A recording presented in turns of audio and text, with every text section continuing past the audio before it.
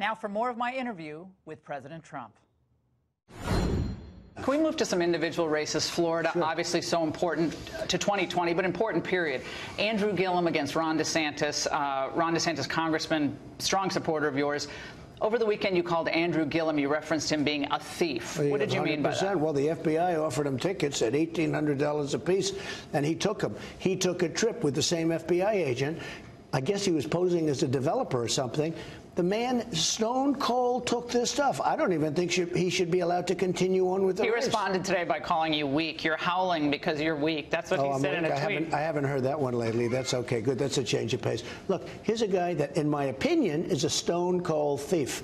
And his city, Tallahassee, is known as the most corrupt in Florida and one of the most corrupt in the nation.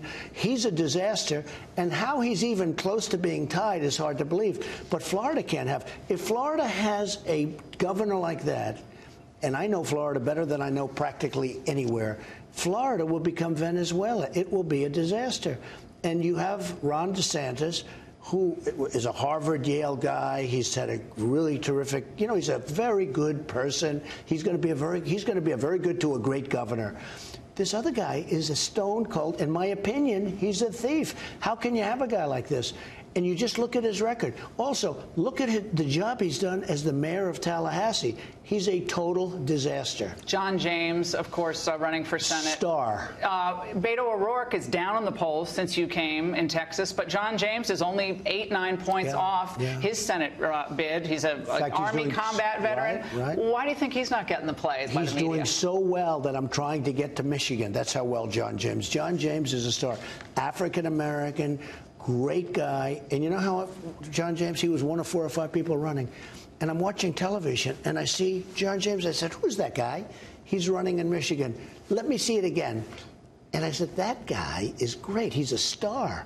Now, I don't know, she's just a clone for, all she is an automatic vote. Debbie Stabenow. She's been a disaster for Michigan. She's an automatic vote for Schumer. John James is a young star. And I said, I'm going to back him. And I backed him. I did a little research. I backed him. And he's taken off. He ends up winning with, not a lot of money. He ends up winning the primary. And he's doing really well. He's down 7, which sounds like a lot. That's nothing, because normally they're down 25 or 30. Obama is kind of following you on the campaign trail. He was in Wisconsin. How are his crowds? Yeah, Wisconsin. He's going to Florida this week. And he brought up the issue of the caravan. And he said the following. They're trying to convince everybody to be afraid of a bunch of impoverished, malnourished refugees 1,000 miles away.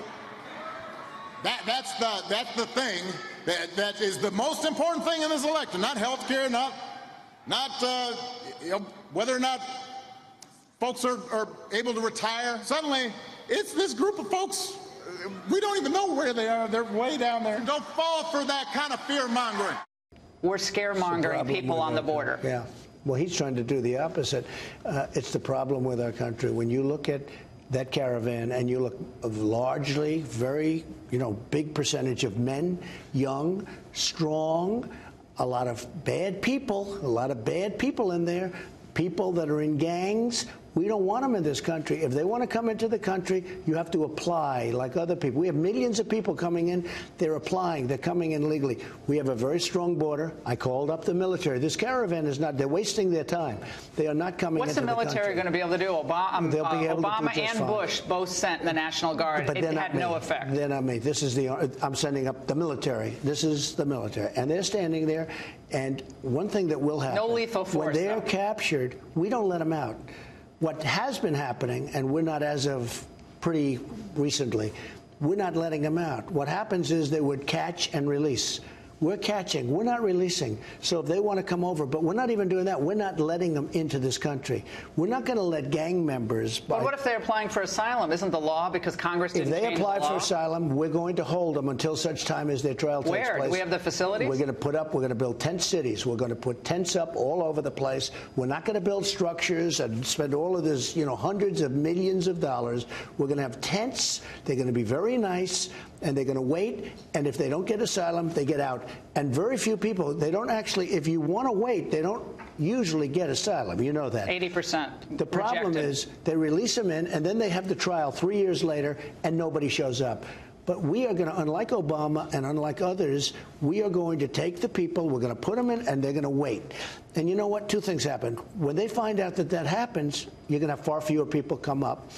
And also, President Obama separated children from parents. Nobody talks about this. So a judge came along and said, can't do it. He separated. No, President Obama separated. No, in the beginning. Okay, just so we all understand. The New York Times is saying the military, Mr. President, being called up by you is an election year play. Is this politics or is this real? When you look at that, thousands of people. Somebody said, you know, now on that one they build it down. I'm pretty good at figuring out how many people. Thousands and thousands of people on the bridge. When you looked at that bridge loaded up with people, that's called an invasion of our country. This has nothing to do with elections. And I've been saying this long before election. I've been saying this before I ever thought of running for office. We have to have strong borders. If we don't have strong borders, we don't have a country. Democrats are worried about the Latino vote suddenly. They're worried they're not going to get the numbers to show up. They should be. Why? You know why? Because the Latinos, the Hispanic Americans have the best unemployment numbers and employment numbers in the history of our country. The African Americans have the best employment and unemployment numbers in the history of our country. Asians, best employment numbers in the history of our country. Women, 65 years. You know, all of these things, women have the best numbers they've had in 65 years. They should be worried. How are you going to expand into these traditionally Democratic areas? With Kanye results. West spent some time here. Right. It's fascinating. Jim Brown. Yeah, they were so great. how big of an effect is West on this push for African-American support? Well, a person came into my office who does poll numbers, said, I do not believe how good these poll numbers are with African Americans. And you see what's happened with my poll numbers. But here's what also happened. When we have the best employment numbers, the best median income numbers for all of these groups, I mean, we have the best numbers we've ever had.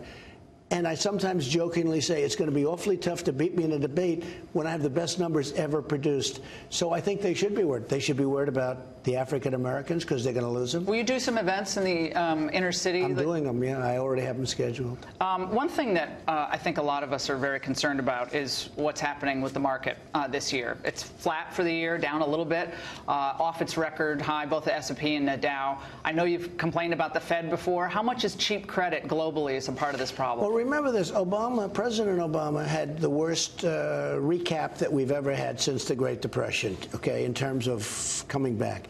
But he was dealing with zero money, zero interest money. We actually created value for money. So the people that have money in the bank and did it the way you're supposed to do it, they're actually getting interest on their money now. The Fed is being very tight. Now, in one way, you have to say that's very conservative. That's a good thing from the standpoint of conservative. I don't like it because it closes it down a little bit. But we were up almost 50% from the time I got elected, almost 50. In fact, more in some instances. And now we're down just a little tiny bit. But we have such a strong, when you go job numbers, when you go companies moving into our country, we have so many companies, big ones like Foxconn and like the car companies. They're moving back to Michigan, Wisconsin, Pennsylvania, South Carolina, North Carolina, Florida. They're coming back. And nobody's ever seen this. You've never seen it before. They left, and they had no intention. We just signed a deal with Mexico and with Canada. We did a new deal with Korea. How about Bolsonaro? You talked to him last night. He was what can we expect he was great. He's called the Trump of South America. I know. I told him I'm honored. But we had a great conversation. And he's now the head of Brazil. Deal? Yeah, I could see that happening. You know, Brazil's treated us very tough because they charge very big tariffs. Brazil has been very tough. So we'll be able to straighten that out. And we have, of course, what's happening with China. China has been really hurting our country economically.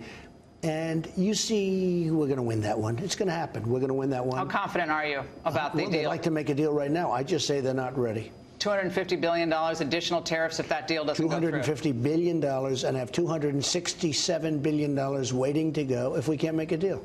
Are you optimistic? Scale of 1 to 10? I think that we will make a great deal with China, and it has to be great because they've drained our country. We have really helped rebuild China. They've been taking out an average of $500 billion a year for many years. Not going to happen anymore. Who's your dream person to run against in 2020? You've already raised $100 million. Dream candidate to run against. So far, I like them all. I don't see anybody. Hillary's not. Apparently, she's not down and out. I like her too. I'd be very happy with Hillary. I like them all. I don't see anybody that I wouldn't enjoy running against. And, you know, that could happen, but I don't see it right now. A couple other questions Fox viewers really want to know. Declassifying those documents. They were kind of kicked over to the Inspector General. Why not declassify them? Get it all out. We're getting very close to doing what we have to do. I want to wait till after the election. Why are you and Rod Rosenstein such good friends now? It seems like everything's been settled. I'll tell you, I do get along, but there should have never been a special counsel, in my opinion. It's an illegal investigation, totally. A lot of people agree with me. A lot of people on your show and on other shows agree. There was no collusion. There was never any collusion. It shouldn't have ever happened. But with all of that being said, I do get along, and I have made everything available. You know why? Because I have nothing to do with Russia. Hillary was a lousy candidate, and I did a very good job. You're going to do written questions, written answers? She didn't go to Wisconsin. She didn't go to Michigan enough. She didn't do what she had to do to win. And it's just one of those things. But we have nothing to do with Russia, and I think you probably know that almost better than anybody. Written questions to Mueller's, written answers to his questions. I mean, it's ridiculous that I have to do anything because we didn't do anything. But we will probably do something, yes, where we'll respond to some questions. How's Melania doing? She's doing fantastically, really good. She's doing a great job. Just got back from Africa, and she saw some things that were very eye-opening and tremendous poverty. So we're trying to help. Thank you, sir. Thank you very much. For your time. Thank you. Thank you. Really appreciate it.